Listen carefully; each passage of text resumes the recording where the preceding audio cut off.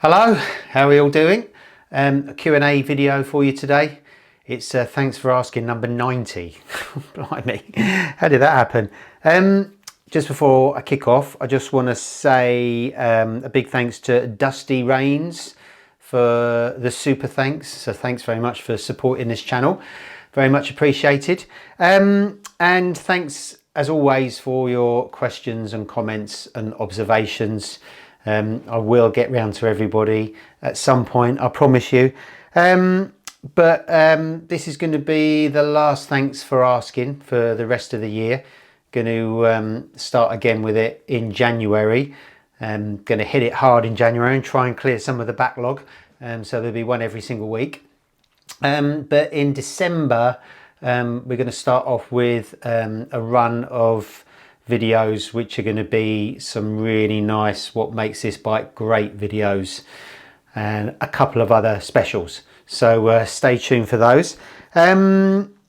Also, I've been on my travels. I've been to Bologna in Italy this week to ride the Ducati Multistrada V4 Rally.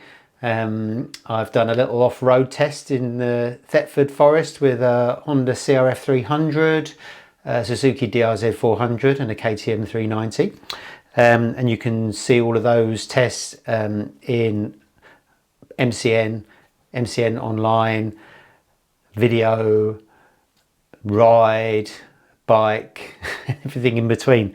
And I've also been to the MCL Motorcycle Live, formerly known as the NEC Motorcycle Show, which I thought was really good. I was manning the MCN stand for the day, and I managed to meet a lot of you lovely viewers. So for those who I met, it was great to see you, great to put faces to names, and again, thanks for supporting the channel. Hope to meet many more of you at some point in the future too. And talking of the show, one of the things I thought was, it had quite a buzz about it, I think. I really enjoyed it. Lots of really nice bikes. I went on a Monday, and even on Monday it was quite busy. I know the weekends were really busy too. And there were some really interesting bikes from all the usual suspects. But I think the most exciting thing really, and we touched on it on the last video, was the new generation of manufacturers. The Chinese manufacturers, the Indian manufacturers, and everything in between. I think there's kind of a real buzz about what they're doing at the moment, because they're producing some really exciting bikes. Whether we think they're credible or not is still up for debate, as we talked about in the last video. But they're very affordable too. And I know that from the EICMA show in Italy a few weeks ago, everybody said that the bike of the show was that new CF Moto 1000 with the huge wings. And no one's really talking about any of the mainstream manufacturers, which is quite interesting. And of course, as we said before, the arrival of the Chinese and credible Chinese bikes is bringing the price down of other manufacturers' bikes as well, which can only be a good thing. So just following on from the Chinese bike debate, before we crash into the proper questions, I've just picked out a few comments from the last video about people's opinions about Chinese bikes, which I think is quite interesting, and I think it's a debate that's going to kind of rage on now. So so the first one's from Brian, U4F. Currently own a CF Moto 675 NK, one of the most fun bikes I've owned in my opinion, equal to any of the established brands, so that's positive. Tom 55, all for Chinese bikes, really excited in their direction, improvement, price and design. I'm all for a more competitive market, and brands like CF Moto are really pushing the established brands to give more value, technology and price. So that's another thumbs up. M Maker 9355, I'm old school and I will never buy a Chinese bike. One in the cons camp. This is from Willie Y 410. Win on Sunday, sell on Monday. Worked for the Japanese in the 60s. Do you think we'll ever see Chinese manufacturers competing in BSB, WSB, TT or even MotoGP? If so, how soon? Will they ignore entering any race series and continue to rely on aggressive pricing and competitive specifications to win market share? Well, I think they're doing both, because I think in World Supersport next year there's going to be a handful of Chinese manufacturers competing, the same in some of the smaller sport bike classes.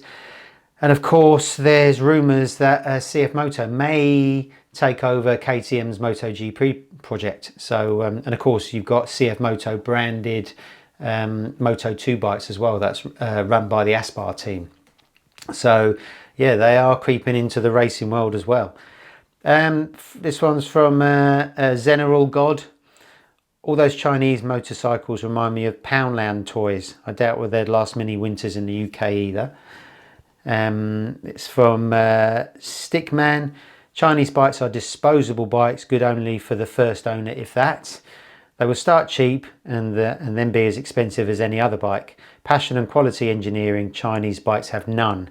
Fixing up old bikes will be a thing of the past. These bikes will rot to nothing.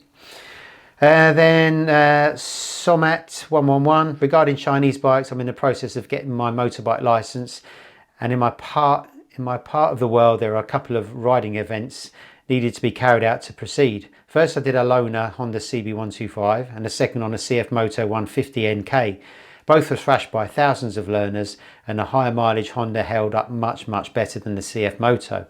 I'm sure they'll eventually catch up, as they've made much progress, but for the time being I'm planning on sticking with the Japanese manufacturers. Paint and Beach. My main concern with Chinese bikes is the sheer amount of them being released and parts. There's so many of them that I can see models becoming obsolete pretty quick. Also, dealer backup is a bit hit and miss, but I can see the Chinese as a major force once the brands get more established. Thing is, can you imagine telling your mates you're going out for a ride on the Bender? Then Trevor Nelms. Now this is an interesting one.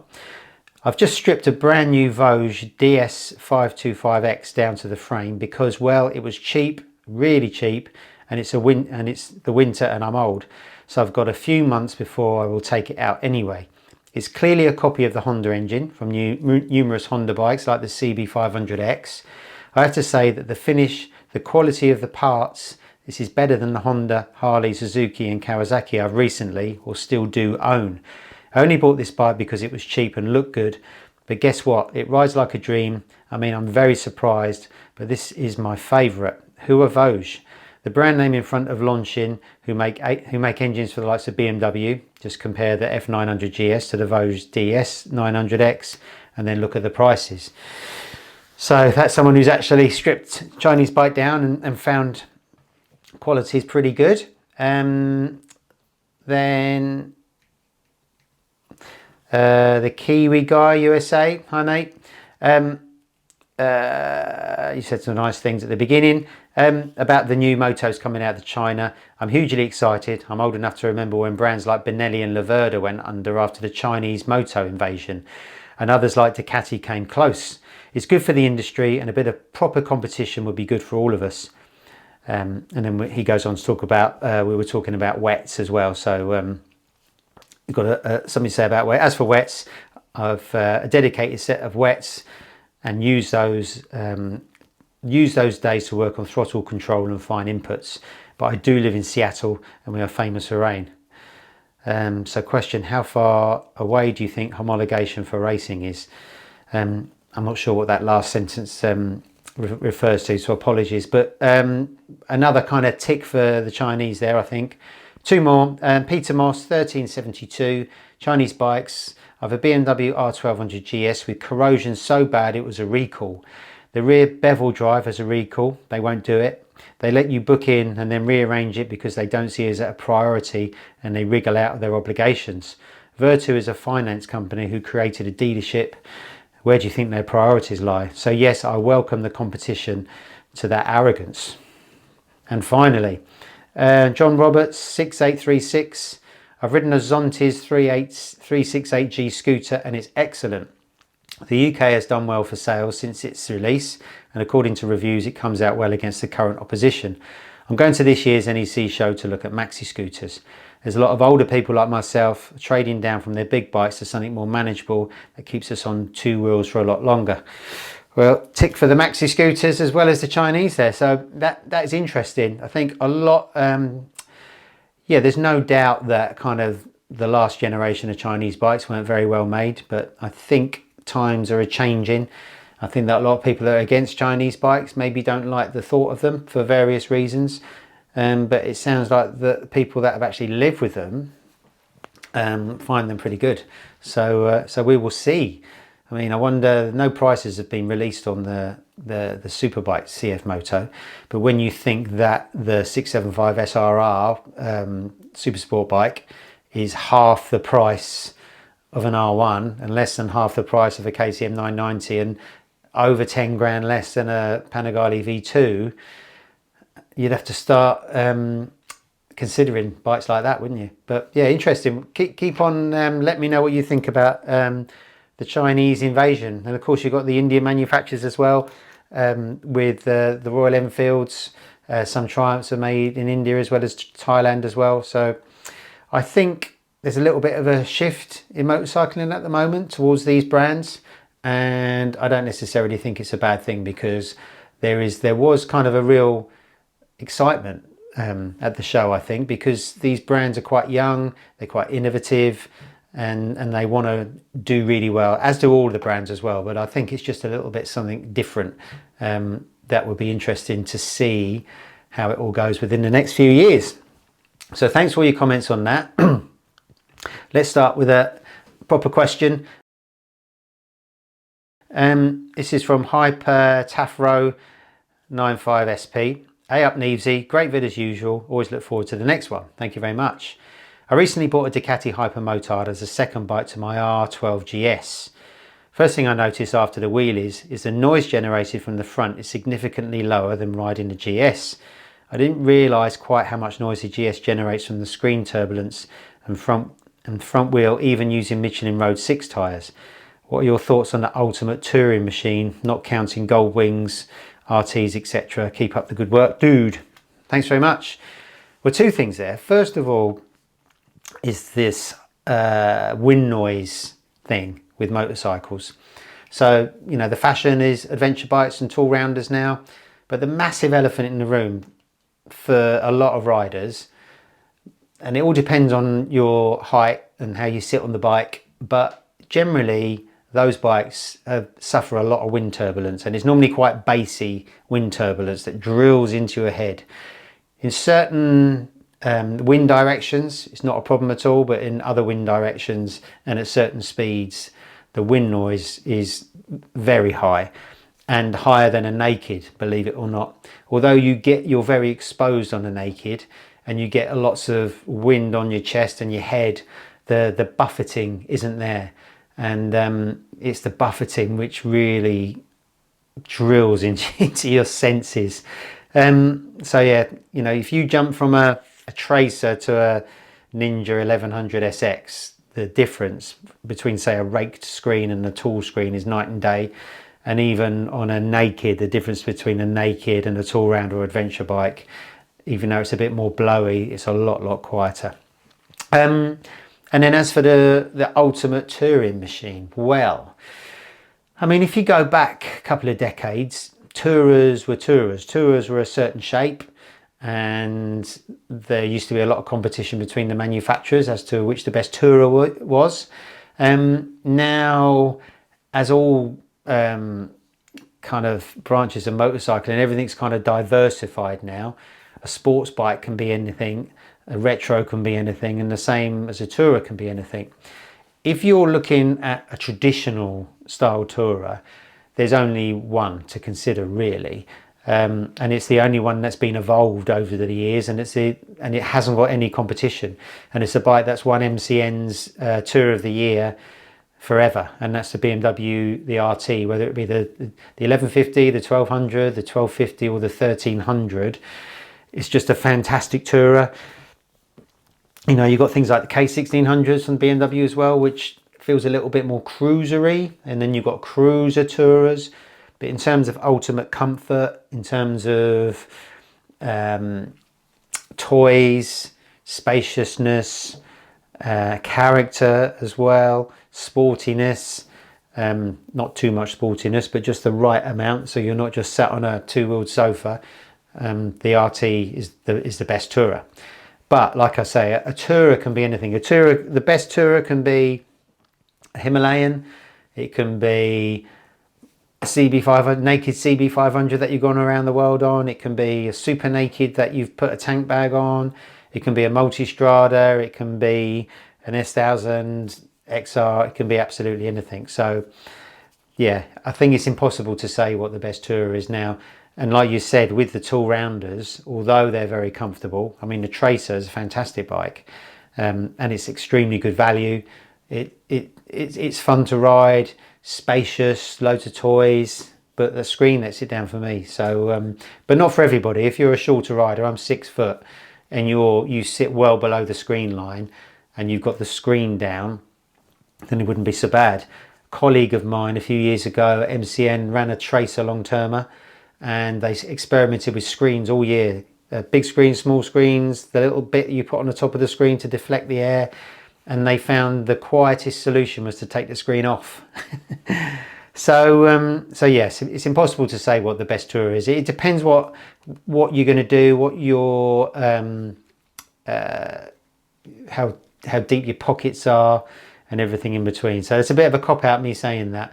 But for me personally, my two favourite tourers of recent years would be the Tyre 1200 that I rode as a MCN long-termer a few years ago. That was amazing, really comfortable, but let down a little bit by the screen noise. And my KTM 1390 Super Duke R Evo I had last year, which with a comfort seat fitting was the most comfortable bike I've ever done distance on. And I can't fault it in any way, even though it was a naked. I had a little small screen on it. So for me, that was the best tourer. But in terms of the best tourer, the tourer-shaped motorbike, it's still the RT. And it still hasn't got any competition for 26 either. But thanks for your question. Right. This is from Excel Master 4779. Hello, mate. Right. Said some nice things at the beginning. So your question, as a man well-travelled, you know the realities on the ground. We're off to northern Spain on 4 bikes for a week in 2026. What's the story with security? Underground car parks at night, multiple locks. Are they okay during the day in Bilbao, Pamplona, etc.? Any advice appreciated. Admiring your helmets. I just ordered my first flip-up one. Any thoughts on them, please? Have you got one? I'll do the helmet thing first. Thanks for your question. I've never had a flip-up helmet, but I know a lot of people that have, and they like them, and I think they're good for if you're doing a kind of variety of kind of different sort of riding, and you're going to be, you know, you want to flip your helmet up and talk to your mates when you get to junctions, or have a little bit more kind of airspace when you're riding around town, but then you've got the benefit of a full face helmet out on the open road. I think there's a time and a place for them. A lot of kind of professional riders ride them, you know, police and bike instructors, that kind of thing. And there's lots of good ones out there from all the usual suspects. So if you think that you want the convenience of having a cross between an open face crash helmet and a full face crash helmet, then go for it. In terms of bike security, well, you could argue that I don't know too much about bike security, having had my Kawasaki H2SX stolen in Naples, but I think Naples is a very particular place, and it's probably like nowhere I've ever been in Europe or anywhere I've personally ever been in the world about the level of crime there. So I really should have known better. I mean, if you don't know, a few years ago I was travelling around Europe on a riding holiday with my girlfriend, and we checked into a hotel in Naples on a Saturday afternoon, put a steering lock on the bike to go in to check in, and then to come back out again to move the bike to go to an underground garage. But by the time we checked in and put our bags in the room and came out, the bike had gone. So they must have smashed the steering lock off of it and just pushed it away.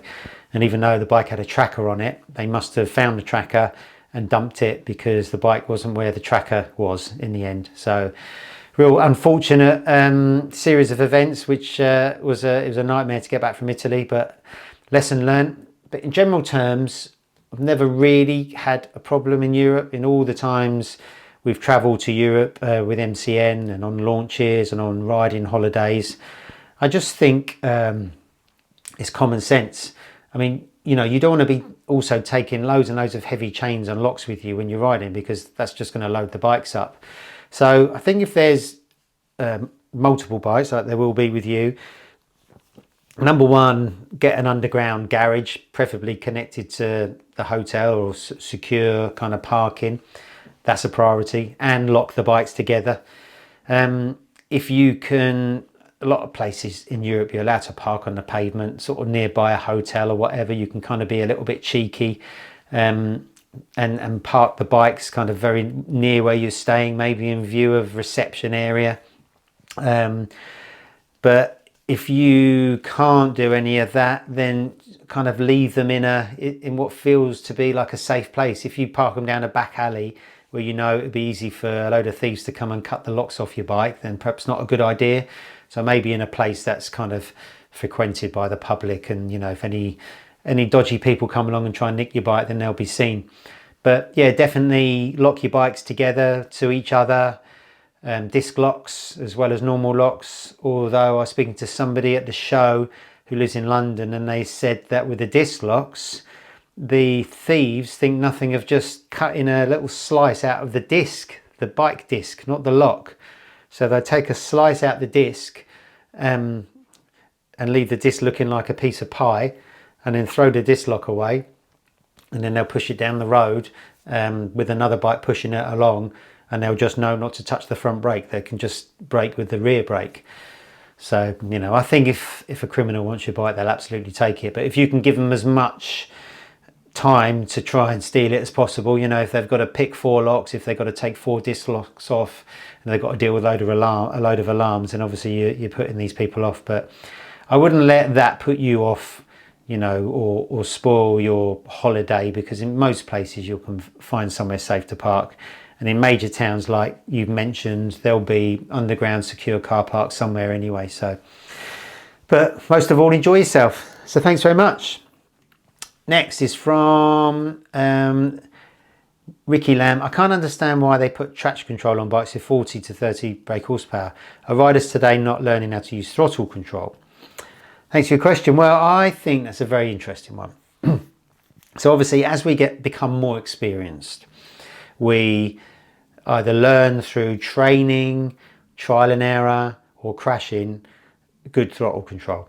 It's never taught to us. You know, it's not taught to you in your CBT, in any of your bike tests. It's just not there. So no one's teaching us throttle control. So I've always said, you know, that first part of my riding career, the very fact I got away with it was just pure luck in a lot of ways, you know, especially when you're a younger tearaway. So I don't think there's anything wrong with having traction control on a low powered bike if you're new to riding. You know, the punishment should fit the crime. You know, if you haven't got good throttle control and you just waz it open, why not have traction control save you? Why should you have a high side to teach you a lesson, kind of thing?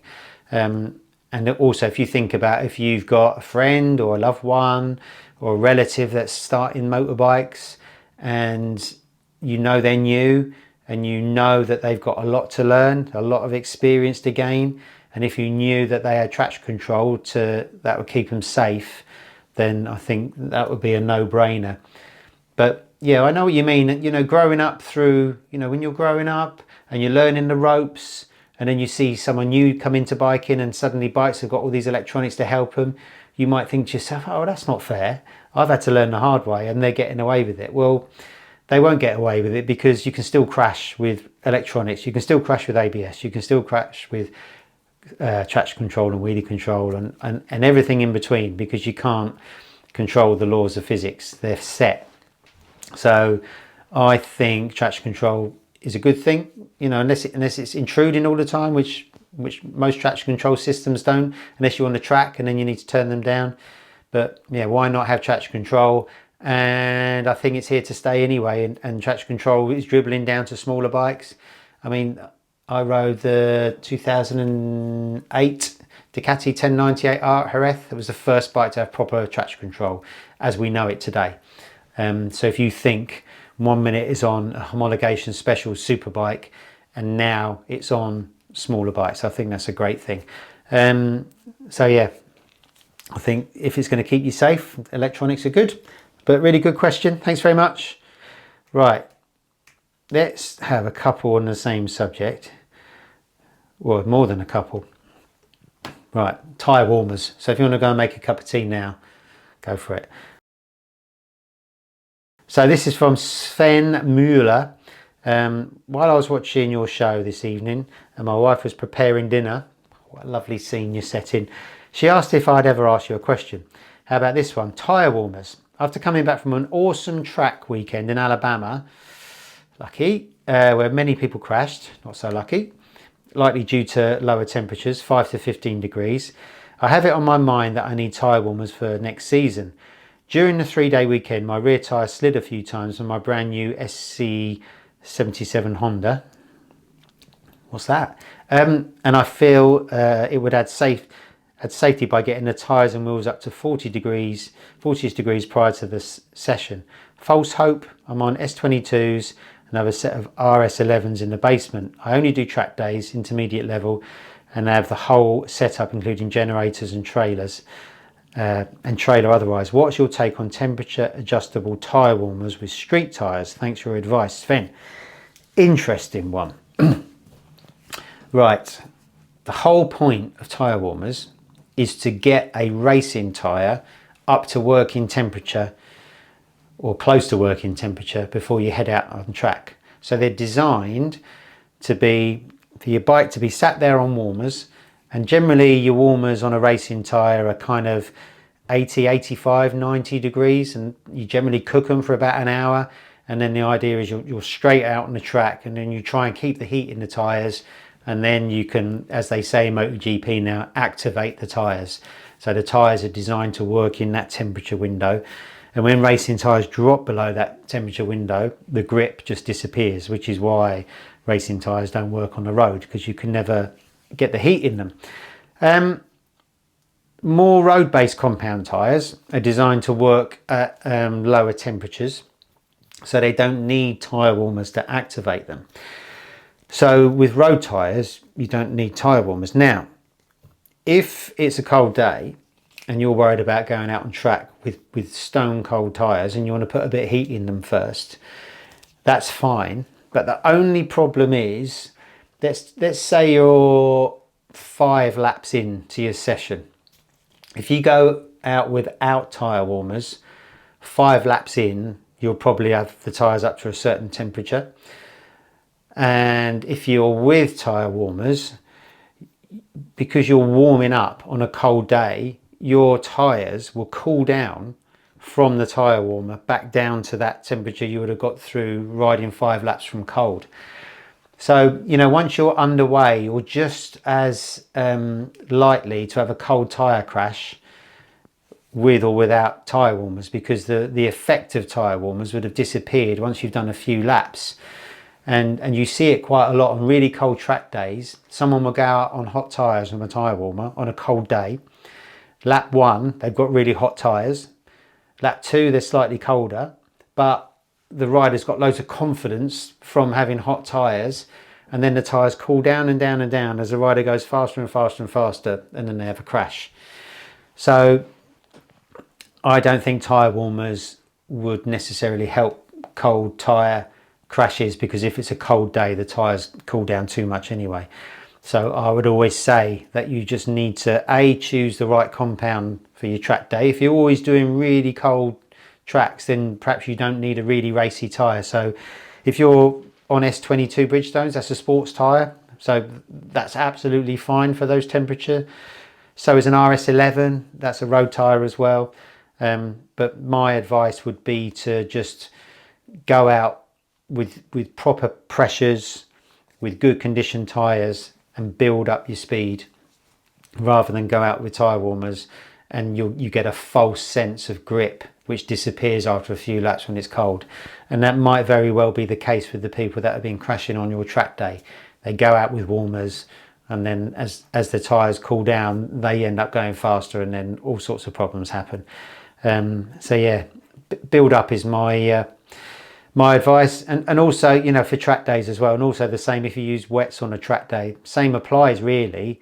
You know, I'd go out on cold tyres and gradually warm up, because quite often on track days you spend a lot of time queuing up for the sessions. Sometimes there's stoppages, and the heat just disappears out your tyres so quickly if it's cold.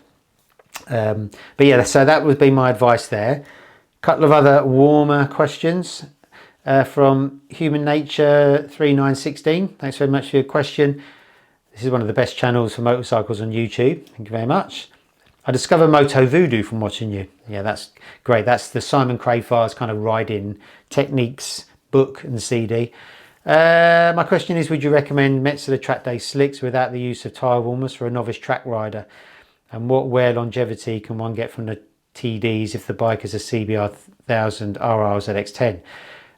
Yeah, track day slicks are really good. Whether you're a novice rider or an experienced rider, the choice of using tyre warmers or not is the same. It's not based on your ability, it's based on the compound of the tyre versus track temperature. Track day slicks are a road compound. You know, they're not full-on race compound. That's why they can work in a really big operating window. That's why they last a long time compared to normal slicks. They're less likely to have cold tear because they're kind of activated straight away, and you don't necessarily need tyre warmers. So I wouldn't use tyre warmers, because there's no real point. After a couple of laps they'll be warm. If they were proper slicks or proper race compound tyres, 100%, it would be quite irresponsible of me to say don't use tyre warmers. But for road compound tyres, you don't really need them, and they give you a false sense of kind of grip at the beginning that will quickly drift away if you're not really riding hard. So in terms of longevity, again, because they work in a big temperature window, they're not too, they won't cold tear, and they've got good grip. They should last quite a long time in a CBR 1000 RR or ZX10. You know, they're still very sticky tyres, so you're not going to get huge amounts of life out of them, but they'll definitely last longer than a proper race slick. I mean, it's impossible to say how long they last, but you should get a good few track days out of the rear and maybe more from the front. But thanks for your question. And then the last of the warmers questions is from Ged V420. I'll try and rephrase. Thanks for your question. Question I've asked before. It's about tyre warmers. Moved up to Inters this year and probably run about mid-pack depending on the day, riding an RS660. I run Supercourser SP3s and found them to be spot on for me on track. Loads of confidence, knee down generally by Park Corner, and lasted 7 or 8 track days in good condition. Well, there you go. But if I don't set off at the very back of the group, I generally get dive bombed by the lads that have been on warmers in lap 1, as they are understandably more confident out of the traps. Should I be using tyre warmers? Does it have a positive influence on the life of the tyres? Are there any other benefits? I'm taking the bike in a van now, so no problem with getting them there, but my most local track is Cadwell, so it'd mean a little Jenny too. What are your thoughts? Is it worth the hassle for an extra lap at full whack? Cheers, keep up the good work. Look forward to Sunday evenings. Thank you very much. Same goes really. I mean, I know what you mean. If I go out when we test road bikes on track, we go in the fast group and we've got no tyre warmers. If you go out at the front of the group, you just get swamped by everybody because they're up to speed and you're not. If you go out at the back of the group, then you're going to be quickly overtaking people when your tyre's up to temperature. But does that matter? I wouldn't bother with tyre warmers, because if you do that and you go out at the front of the group and then there's a big delay, your tyre's going to be cold anyway. Although if that matters to you, that you want to get that first lap, you know, really fast straight away, but then again you'll catch the tail end of the slower riders too quickly anyway. So I would just take it on the chin that you're not going to be as fast as the others on the first couple of laps, and just build up your speed. You know, normally things balance out. By the time you're 2 or 3 laps in, you kind of find you've found a little bit of space on track.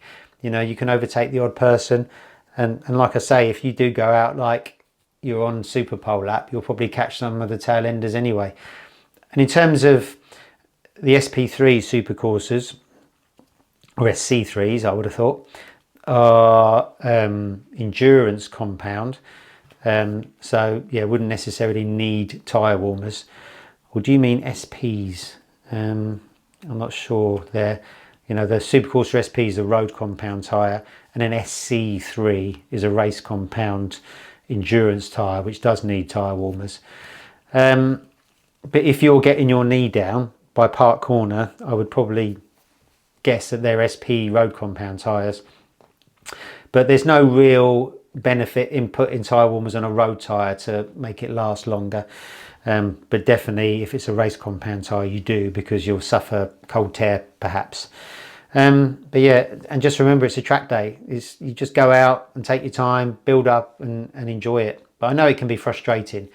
But you know, if you really want to, if you've got that kind of devil in you and you want to just go fast, maybe have a little dabble in the world of racing. But great question, thank you very much. Right, if you're still with us, let's get back to some normal questions again. Right, from Ian White 3476.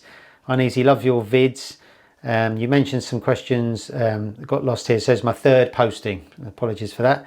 Maybe it's a boring question. None of the questions are boring. With only 1% of traffic being motorbikes globally, 1% of emissions, why are we so strictly governed with Euro 5, etc. for NCANs, etc. if we make such a small dent globally? Thanks, S1000R owner, and love it. Well, very nice bike you got there. Yeah, it's a shame, isn't it? Yeah, we don't really contribute too much to environmental damage. We cause less congestion with motorbikes. I mean, it still baffles me in the UK. I mean, in Europe, people use scooters to get around a lot more.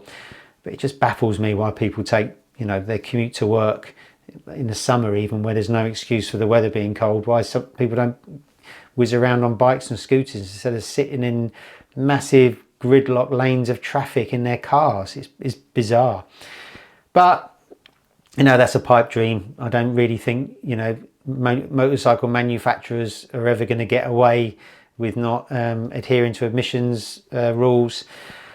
And to be honest, it hasn't really seemed to affect performance, has it? Bikes are still getting faster, they're getting cleverer, they're getting better handling. So yeah, it'd be nice to have kind of loud pipes and all the rest of it, but no, that's where we are at the moment. And you know, in terms, a lot of people say, well, UK's not in the Euro anymore, why don't we have non-Euro bikes? Well, it's economies of scale as well, isn't it? If a manufacturer makes all their bikes exactly the same, it's going to be cheaper than making fundamentally different bikes for different markets in terms of manufacture, in terms of testing, in terms of homologation and everything in between. But you know, you've got an S1000R, and I reckon that's quick enough with the pipe that it's got. Maybe you'd want it a little bit louder. But thanks very much for your question. Next. From Animen4165. I can't get into adventure or naked bikes. I need a fully faired bikes. They not only look great, but you get the wind off your chest at speed. Wink, wink. I see you sing the praises of a naked. What are your thoughts on the naked and wind? Well, we kind of touched on it earlier. Thanks for your question. I love a super naked. I've toured on loads and loads of super nakeds, and I don't think they're a problem. You know, if you're in Germany, you can quite comfortably cruise at 85-90 on a naked, I think, without having a major problem. If you've got a little fly screen, all the better. And definitely for me, if you've got a tank bag, I think that really helps. You get a little bit of the wind blast taken off you as the wind hits the tank bag. It goes over you. You can lean on it as well. And I think that also with a naked, you know, when you're just riding it generally, you get more of a sensation of speed as well. So they're more exciting. So yeah, I'd rather tour, like I said, on my old Super Duke than a big fared adventure bike, definitely. So yeah, I don't find nakeds a problem. I think nakeds need cruise control for touring, because the wind's kind of on your shoulders and on your arms trying to pull them back. And if you're holding the constant throttle, that can make your arm ache after a while. And if you've got cruise control, you can just kind of relax your right hand as well as your left hand and shake it off on a long journey. But yeah, I think nakeds are perfect for touring if you've got a tank bag and maybe a small screen. And thanks very much for your question. Two more. This is from PESV1000. So hello, a Belgian fan here. Hello in Belgium. Thanks for your question. At 61 and ridden mostly sporty bikes for over 40 years now, I'm really struggling in which bike next. Currently on an S1000R 2018, very good bike, and it's a blast, but I'm looking for the do-it-all bike. I've no more need for a 150 horsepower bike, as speed just doesn't do it for me anymore. Looking for a bike that's entertaining, let's say between 0 and 100-ish miles per hour, able to stick some panniers on it, take it for a 3 or 4 day tour, solo, nobody on the back, leaving the panniers in the hotel and just take the bike out for some spirited riding with the odd wheelie and knee down along the way. The closest thing I've ever owned that comes to mind is a 2011 SMT 990. Yamaha's CP3 is, in my opinion, close to perfection engine-wise. I guess an MT-09 Touring, not a Tracer, had it, wasn't very good in the corners, or an XSR 900 Touring would be just about right, but unfortunately they don't exist yet. Are there any that you can think of? Thanks for your question. Well, you've had two great bikes there. S1000R, I've done a lot of touring on that. I like them, but as you say, they're fast bikes and you don't need all that power anymore. The SMT 990, I did a What Makes This Bike Great on it earlier in the year, and they're fantastic touring bikes. Not too kind of technologically advanced by today's standards, but still amazing. So two bikes come to mind really. One would be the modern version of the SMT. So you've got the 990, was it the 890 SMT, the KTM, which is kind of like the 990 in spirit, although the parallel twin hasn't quite got the character of the old V-twin, but it's pretty close. It's a pretty good bike. But the bike that really kind of stands out to me, and ironically I haven't ridden it, I've ridden a smaller version, is the Triumph Tiger Sport 800. So I've done a lot of miles on the Tiger Sport 660. Did the launch of that. I rode it from Wales to southeast Kent in a day in that really, really bad storm that we had a few years ago. I was riding it down the M1 with like Marquez style lean with the wind pushing me, which was really dodgy. And I thought that bike was absolutely brilliant. You know, the Triumph 3-cylinder engines, really characterful. They sound great. They've got loads of performance. I'm just talking about the 660 here. The bike handles beautifully. You know, Triumph don't know how to make a bad handling bike. The brakes were really good. It was comfortable. It was brilliant. And I haven't ridden the Tiger Sport 800, but from what I hear, is more of the same plus a little bit more.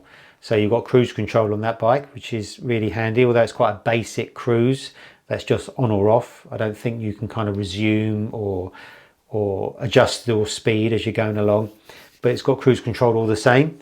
It's still got the dash that people aren't so keen on, the kind of sort of lower level digital and TFT kind of mixed dash. But again, not a big deal, not a big problem. It's got an adjustable screen, which can be a little bit noisy. And I think it would tick all your boxes. It would be really good fun if the 660 is anything to go by. You get panniers with it, really good value. Looks pretty good, I think. The yellow ones are really cool. It's going to handle the same because it's the same chassis, same brakes. So yeah, that's what I would lean towards, and I'm really looking forward to riding one myself at some point. So let me know how you get on. And finally, from Zenral God again, thanks for your question. I have a question, good sir. Will you ever hang up your gloves and say enough is enough or you ride until you can't get your leg over anymore? Motorcycle, that is. Thank you. Well, as long as I can, I'll just keep going. You know, what do you do if you retire? You want to go and ride your motorbike. So yeah, I don't think I'm going to hang my gloves and leathers up anytime soon. You know, I really enjoy being a road tester at MCN. It's still a dream job, even 23 years later. It's allowed me to travel the world, meet loads of great people. Since I've been doing this channel, I've met even more great people, and it's allowed me to talk to more people, because normally I'm kind of in my MCN bubble and I don't really get to speak to the outside world. So everything about motorbikes, although motorbikes were pretty bad to me in the past with injuries and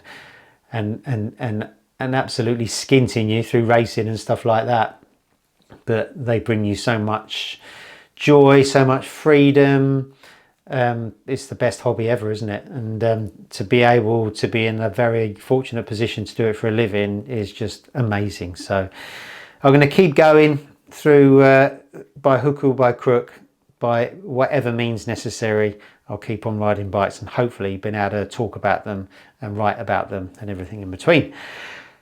Right, so thank you very much for watching.